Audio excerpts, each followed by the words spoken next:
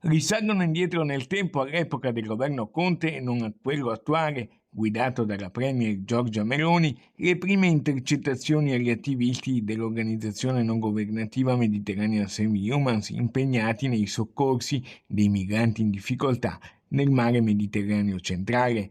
Emergono così nuovi sviluppi importanti sul caso Paragon, che ha visto tra le persone spiate a propria insaputa anche il mestrino Luca Casarini, armatore, e il veneziano Beppe Caccia, cofondatore di Mediterranea.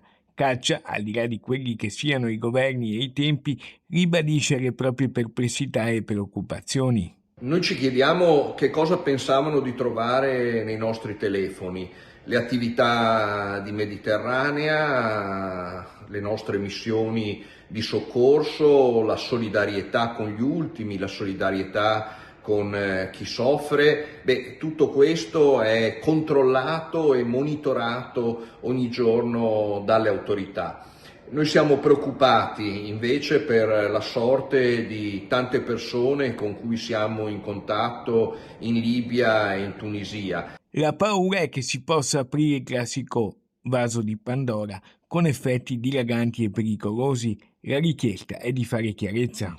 Temiamo che dati sensibili, i loro nomi, i loro volti, i loro indirizzi, gli indirizzi di persone vittime di violazioni dei diritti umani e che sono pronti a testimoniare davanti alla giustizia internazionale contro i criminali responsabili delle torture, delle violenze, degli abusi ai loro danni, noi siamo molto preoccupati per la sorte invece di queste persone.